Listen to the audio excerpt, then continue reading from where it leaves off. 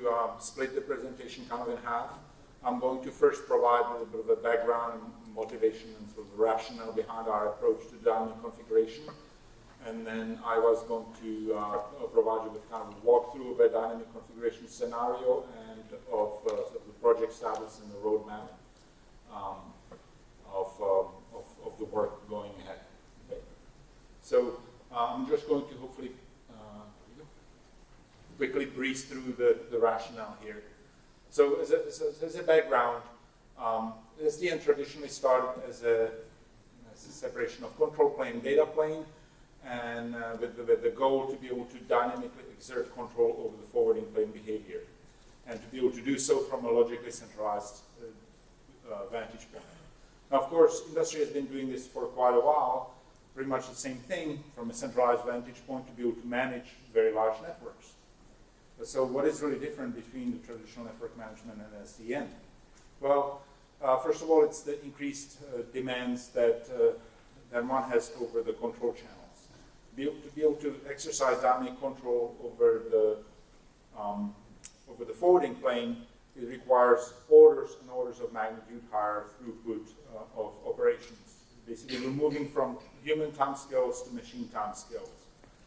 Furthermore, because the control is now exercised from a central point, that increases, it sort of reduces the tolerance for failures of the control system itself. Traditionally, when network management plane fails, that just simply means you cannot make any configuration changes for a few minutes while your backup management station restarts. Clearly, that's not something that we can tolerate with respect to the controller. While performance with the management plane was important, as I mentioned, the scales, both in terms of number of operations that need to happen and also the latencies that are required, are significantly increased when it comes to being able to program the control plane.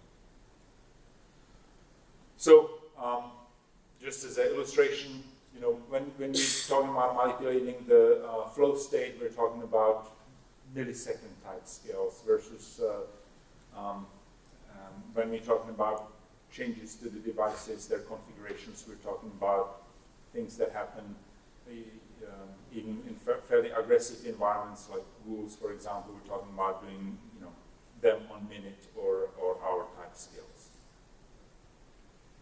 So configuration is still clearly important because networks still need to be managed and they need to be monitored and configured. This is even more so important in brownfield environments where you may have devices which expose limited control capabilities, and so a lot of things you may need to accomplish through configuration. And furthermore, there is now a sort of need for operation to differentiate themselves by offering differentiating network services, and those are often comprised of both configuration as well as control type operations. So the capabilities to be able to do both are now required. And so to be able to do those, clearly the operators would want to do this from a central place rather than going to the management station to do one thing and then the control station to do another. A platform should be able to provide both configuration and control operations at the same time. And so there are a couple of different approaches that this can be accomplished with. You can take an API-driven approach, which is traditionally kind of SDN approach. SDN controllers like Beacon or Floodlight have traditionally taken by providing APIs, which closely mimic the OpenFlow standard. And through those APIs, you can then emit the OpenFlow protocol between the control plane and devices, and this is how you program your forwarding plane. Now, we all know that this is harder to accomplish with respect to configuration because different devices support different configuration models. They're structured differently. Some have slots, some don't have slots, some support different features. Some basically support different nodes, and they're very, very different. And we see that those differences in, for example, as long as we go back to MIDS and SNMP, right? they expose different features, even though standard models and standard MIBs exist, devices still expose their own things. And so it's not very well suited for configuration. Now, the benefits and sort of caveats of the API-driven approach are that developers are, or application developers are presented with a firm surface, so they have something solid to code against. Also, another benefit is that applications are not necessarily tied to a closed set of protocols, because the APIs hide what protocol is being spoken below, whether it's SNMP, Yang, or netconf, or something else. It doesn't really matter to applications, so that's nice. So that helps with application portability from environment to environment, but also over time. But on the other hand, because the APIs are semi-fixed, they limit potentially access to new or differentiating device features. And so unless the API is sufficiently open-ended, you might, as an application developer, you might be prevented from accessing certain device capabilities. Now, on the other hand, we've seen a rise in model-driven approach, which is where you basically use some modeling language like Yang or some sort of other IDL to be able to define the structure of the configuration model. And then by compiling that model, you can derive various programming artifacts to be able to now exercise control over that device. And so the APIs are effectively second or derived artifact from the model. And the model also, by structuring the information, indirectly defines the sort of the wire protocol, or the structure of the data which is exchanged between the external entities, the controller and the network elements, or between the controller and orchestrators. You know, in case of Yang, that's typically done with either XML for netconf or JSON for sconf. So the benefits and caveats of the model-driven approach are that the code generation that's provided by the Yang toolchain avoids sort of manual boilerplate code, although it does bring up an issue with versioning those models over time. So there's some complexities. But in general, it makes it easier to develop applications because a lot of the code is just automatically generated for serialization and deserialization of the data for external communications. But on the other hand, applications, this is kind of double-edged sword. They are presented with a fluid surface, which means they have access to every single nuance. But on the flip side, they have to understand the models, and they have to understand those nuances in order to be able to fully exploit it. So it's like I said, it's a dual-edged sword. So there's also a possibility of applying a mixed approach, and this is something that ONOS does, which is where you can use a model-driven approach, specifically Yang, and we'll talk about how the ONOS Yang tools help with that. To produce artifacts, but then you also use APIs, like with device drivers, to be able to avoid exposing applications to device differences and protocol differences, and in this particular case, model differences. And this approach, I should note that this approach mimics extremely closely the approach that Google uses. For those interested, there was recently Yang Tools webinar that I hosted with Anil Shaikh from Google, where we together presented a similar presentation to what you're seeing, but which also includes Google's perspective on OpenConfig and on usage of Yang to be able to operate their networks. And so there is a high degree of congruence between the approach that ONOS uses and what Google uses, even though they don't really use ONOS, of course, because they have their own controller. So the basic thought here is to exploit the technology and do not fall victim to it. So that's what ONOS does. So with that, let me transition now to talk about how ONOS does it with the Yang tools. But before we do this, let's answer a question of why does ONOS provide its own Yang tools? Well, we looked, when it came to starting to introduce support for Yang and netconf into ONOS, we looked at the existing open source solutions. and really for Java, because ONOS is written in Java.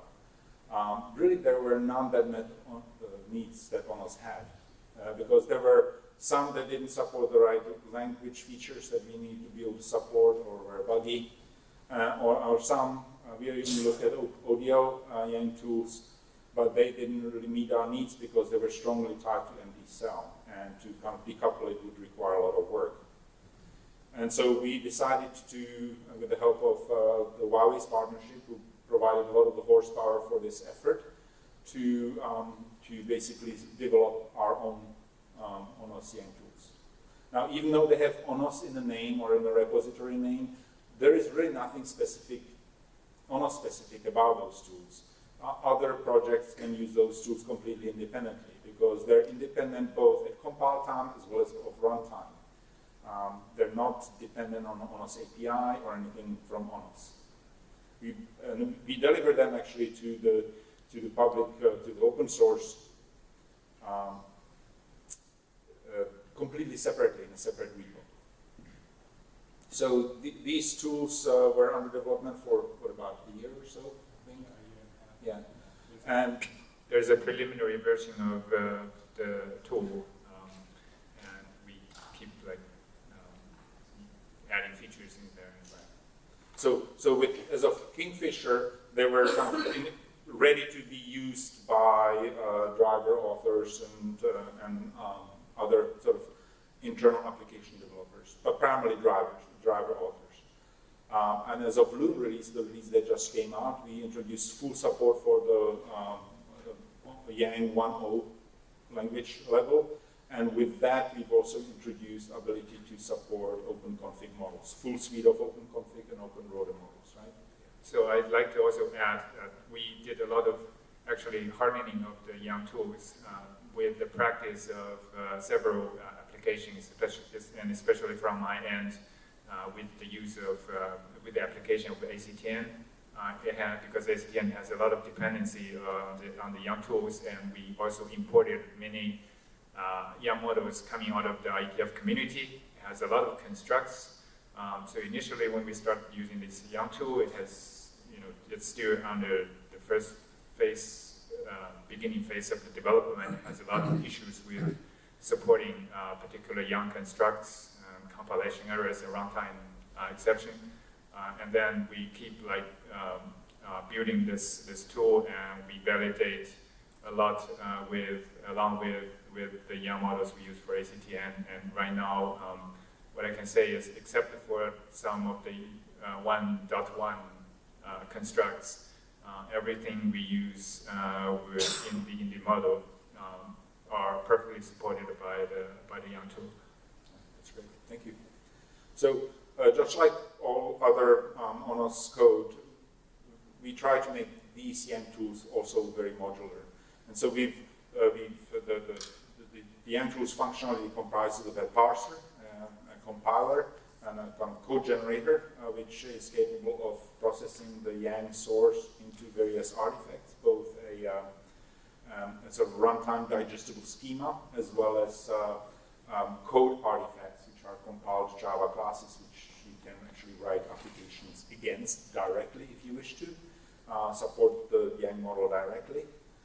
But they also support Yang runtime, which is a capability that allows applications to simply construct models in memory, and then to be able to serialize them out into external representations such as XML or JSON. And this includes capability to be able to process augmented models. So you can have a base model, then a series of augmentations later on top of that, and the serialization will be able to keep basically track of the augmentations and produce properly augmented serialization. And similarly, to be able to do so on the way in, be able to accept information from external communications and be able to process it and properly turn it into an internal representation. So a big kind of walkthrough over the Yang tool chain itself. As I mentioned, it comprises of compilers, so the parser and compiler here represented in the Yang compiler box. We provide a couple of different adapters to different offline build systems, such as Maven, Bach, but we also have a live compiler which is available embedded inside ONOS runtime. And I can talk more about that later. The Yang compiler takes the Yang sources and turns them into Java source files, as well as a serialized schema, which is digestible at runtime.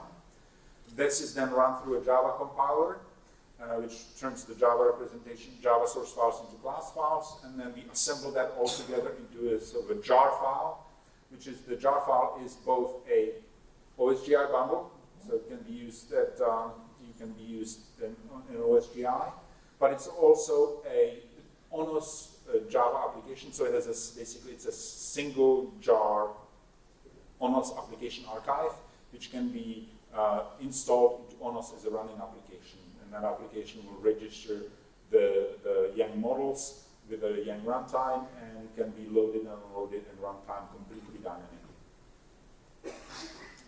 So, I've already mentioned that the Yang models are shipped as, or deployable as ONOS extensions or ONOS applications, but we also ship them as such. Of course, you can compile the models offline using Maven or Bug, but as I mentioned, you can also compile them online dynamically using the Yang Live compile feature. And then you can download those jar files either from the Maven Central, where we publish other applications as well, or you can directly download it from the ONOS running instances. We, by default, support a number of standard model suites, OpenConfig, OpenRODEM, plus a subset of the IETF models, as I said, which OpenConfig and OpenRODEM both depend on. In addition to a number of other device-specific models, such as Microsemi ships their own drivers, Huawei has a suite of drivers for their own devices and services, and applications bring their own, like the ACTN brings their own model correct. So we expect to grow this support, over time. As I mentioned, the major system components are the Yang compiler, Yang runtime. Then, of course, in order to be able to ingest and emit the data, for that we have a number of protocol adapters. We have RESTconf northbound, and we have NetConf southbound, as well as RESTconf southbound also too. Now this can be clearly extended to support other transport protocols. And then the kind of last piece in here is the information store, which is responsible for persisting and distributing the data throughout the cluster of nodes, and to which the other parts of the system, such as the protocol adapters and the device synchronizer, attached. The high-level picture is depicted here, when we have the Yang runtime kind of acting as a central brokerage for the various models, to be able to assist in serialization, deserialization. We have the various adapters up north and also to the south. Clearly, the ones to the south are acting in a client role, the ones to the north are acting in a server role.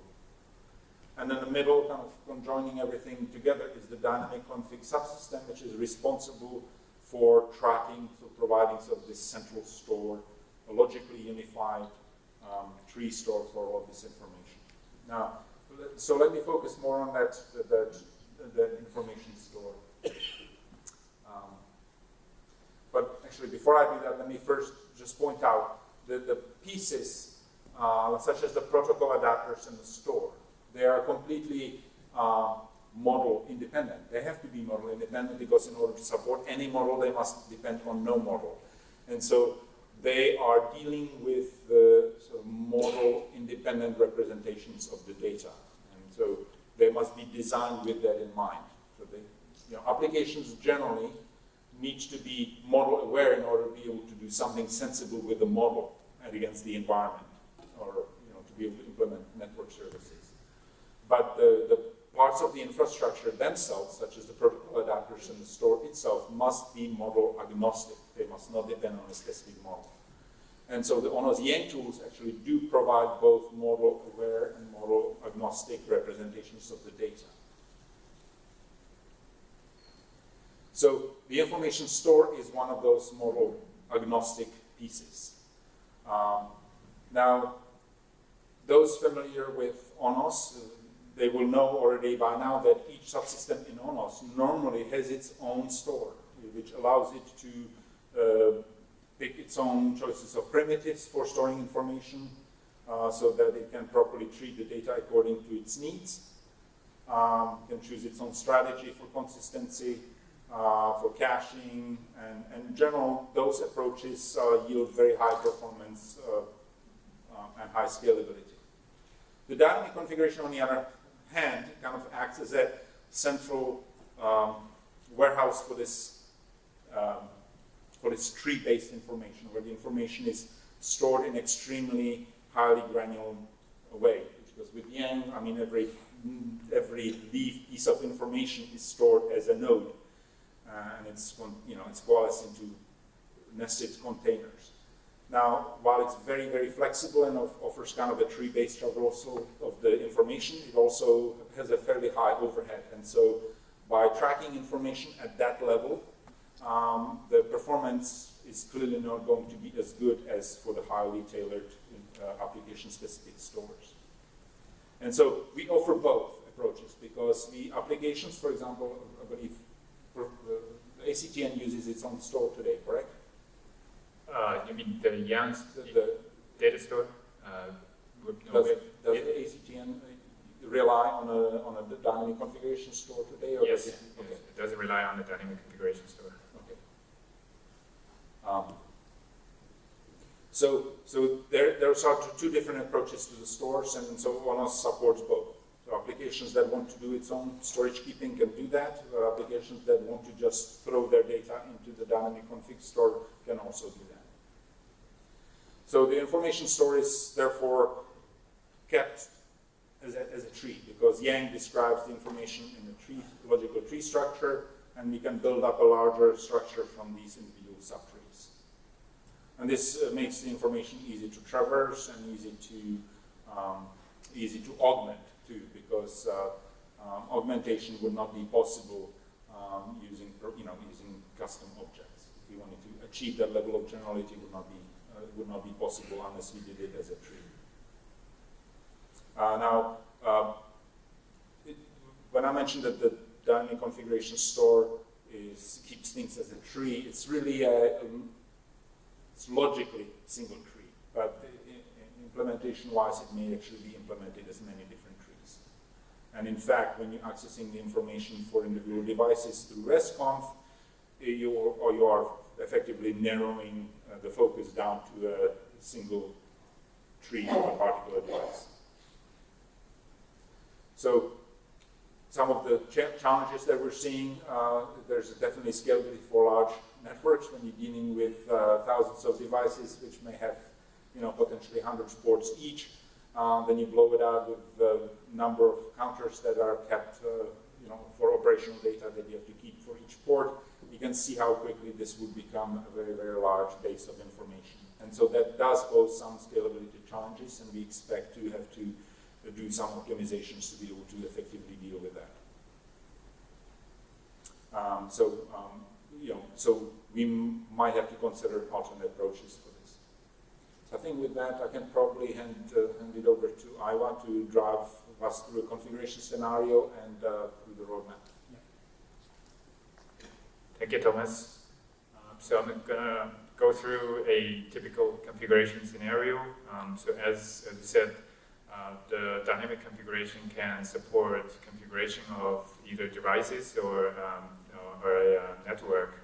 And let's use the device configuration as an example. And this is the picture, the overall picture. And on the left side, you have the compilers and YARN runtime, which compiles the YARN model into jar classes, and the YARN runtime does the serialize and deserialize, converted the data into data nodes, and use the dynamic configuration system to store it in the tree-based store. So the first thing it does is an operator uses a set of YARN models and they registered the young models through offline, basically during compilation. They compile those young models and generated the jar files, and which can be registered during runtime. Or an operator can also use the dynamic the young live compiler to dynamically register young models after a device, or I mean, in this case it's a device, but it also could be a network. After a device or a network is connected, we could use the ONOS, either the ONOS GUI or CLI to load young models, and the compiler will dynamically compile and register the young model into jar classes and register them. After that, let's say we have a device configuration application that needs to configure a particular device attributes. So what it does is it sends a request from the northbound through, let's say, RESTconf, and passing a JSON body, and this JSON body gets RESTconf converted into data nodes with the help of young runtime, and it accesses the data stored in the points. Basically, it locates the data nodes in the dynamic config store and persists the data into the store. And on the return, if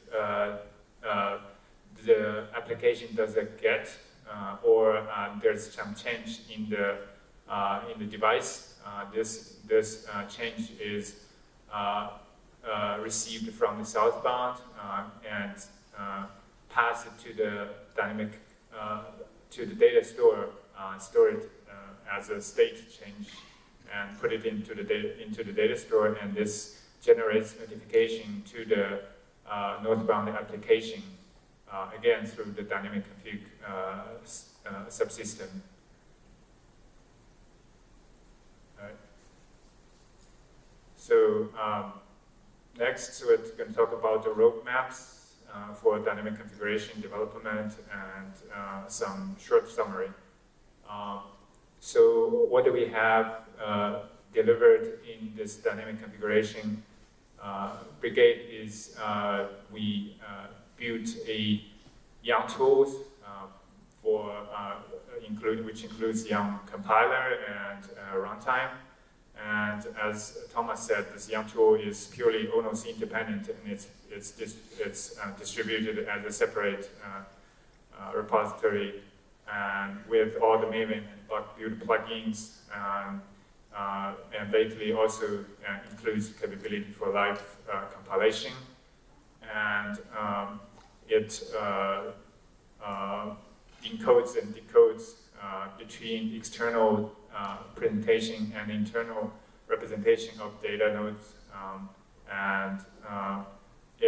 so currently we support young constructs with the 1.0 spec.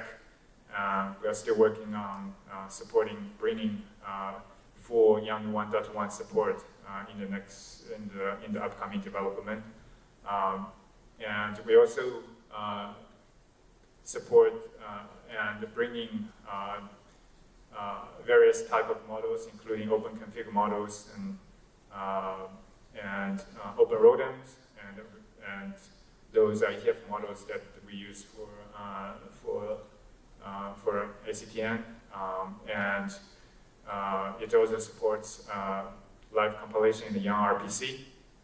So on the protocol adapters, on the northbound, it supports RESTconf and also RESTconf on the southbound as a client, and as well as netconf client on the southbound.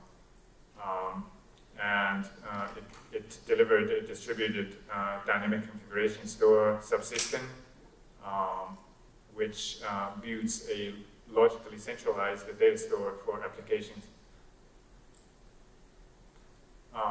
So what we are doing right now is YANG tools. On the YANG tools side, support of YANG 1.1 and the protocol adapters coming up with RESTconf enhancement for RESTconf notifications. It's kind of like a YANG push notification support, and device synchronizer, some optimization and reconciliation between intended and actual states.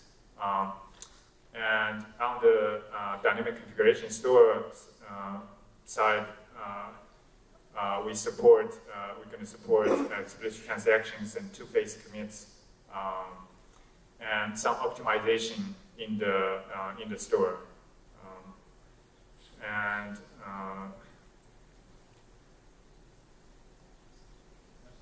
So this gives us a summary.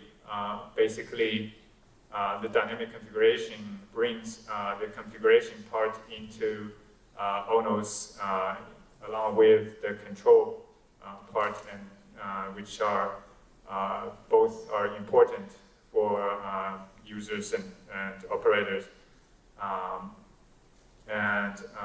It allows to manage both network devices and network system, services running in a network system. The design for dynamic configuration is a hybrid approach with both model-driven system and also APIs for internal presentation of application. And yeah, so this gives us a pretty strong base for dynamically configuring devices and networks, and we can add. We are adding we're adding extended support for models and capabilities in both in all of the components in the dynamic configuration subsystem. I think that's all. Okay, thank you very much.